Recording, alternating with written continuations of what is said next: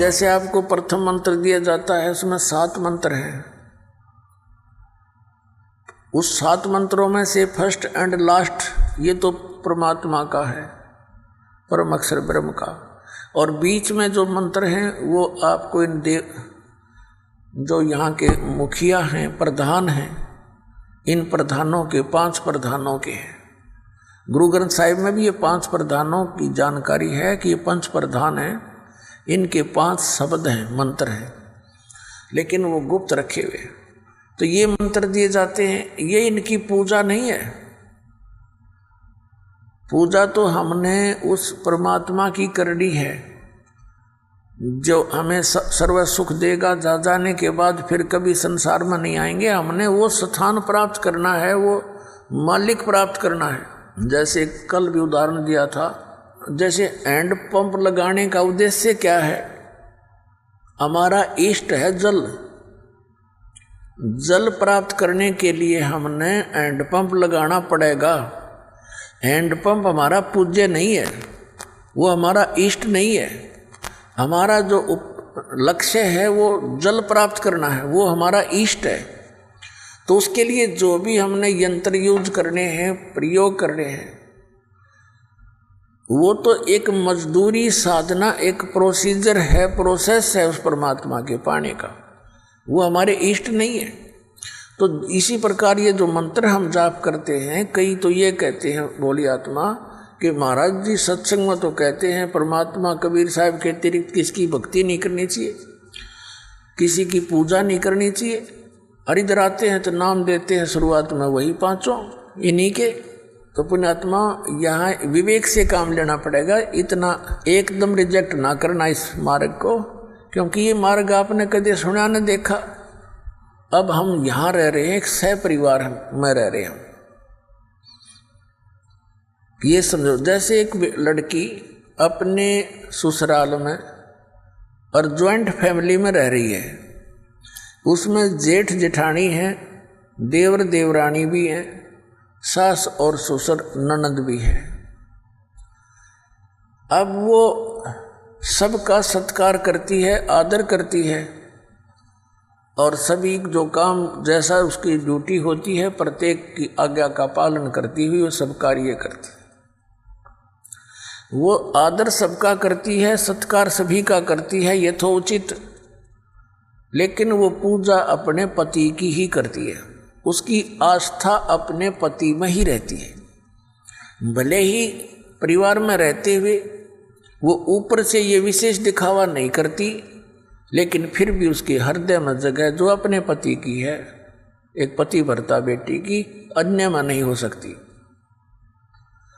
तो वो सबका सत्कार करती है, अतिथि आता है उसका भी आदर सत्कार करती है, और सबसे मृदु बोलती है, मीठा बहुत प्यार से बोलती है। और पुण्यात्मा उसकी आस्था अपने पति में ही रहती है। अंडरस्टूड है ये। और जब वो अपने परिवार से अलग होते हैं, वो पति पत्नी, ये तो एक समय आता ही है, सब ने भिन्न भिन्न होना ही है। तो वो जब अलग होते हैं और उसके हिस्से में जो भी आइटम आए हैं बंटवारे में, तो सारे उठा के अपनी चम्मच भी ना छोड़ दे, छोटी सी भी जो उसके हिस्से में आई है, और सारे उठा के अपने पति वाले घर में रख लेगी, सारा कति सब उठा ले जाएगी। तो उस समय उसकी कोई लगाव नहीं उन परिवार के अन्य व्यक्तियों से। लेकिन वो अलग बात है, आदरणीय फिर भी है, लेकिन अब पता चला उसका कि इसकी आस्था किसकी थी और पूजा किसकी कर रही थी। तो पुण्यात्माओं, ऐसे हम यहाँ एक ज्वाइंट फैमिली में रह रहे हैं। ये ब्रह्मा विष्णु महेश गणेश दुर्गा जी ये हमसे दूर नहीं है, ये अपने ही भाई बहन हैं। इन्होंने जन्म जन्मांतर में कोई अच्छे पुण्य करके या पोस्ट प्राप्त कर रखी है। अब इनके साथ हमारे मन में द्वेष आना यह मूर्खता की पहचान ही होगी। ये हमारे मित्र हैं, जैसे हम अन्य भी सबसे प्यार से रहते हैं, तो ऐसा ही ये हमारे एक प्रधान है यहाँ के। इनको कुछ पावर दे रखी है, कंट्रोलिंग पावर है, और ये हमें यहाँ की सारी सुविधा हमारे जो रिटर्न है हमारे कर्मों में वो यही प्रदान करते हैं। तो इसलिए इनकी ये पूजा नहीं है, ये ज्वाइंट फैमिली में हम अपनी मजदूरी कर रहे हैं। और जब हम यहाँ से चलेंगे तो हमने इन सभी भगवानों से नो ड्यू सर्टिफिकेट लेना पड़ेगा, इन सब साहबों से। अब भगवान साहब राम इस किसे कहते हैं, थोड़ा सा यहाँ प्रमाण देते हैं।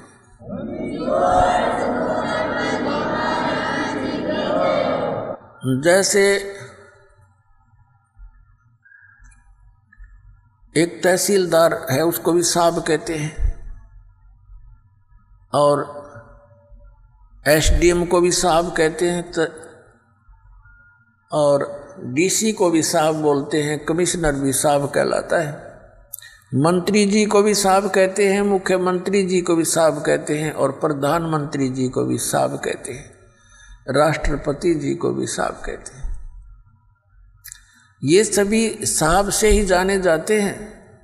लेकिन इन साहबों की शक्ति में दिन और रात का अंतर होता है। रियल में साहब कौन है? हमारे देश का राष्ट्रपति, वो वास्तव में वो साहब है, यानी सबका मालिक है।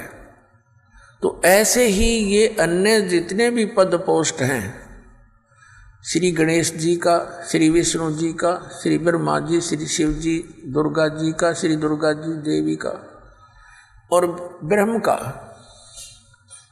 ये भी भगवान साहब कहलाते हैं। पर इनकी इस प्रकार इसकी तुलना कर लेना कि ये कितने साहब हैं।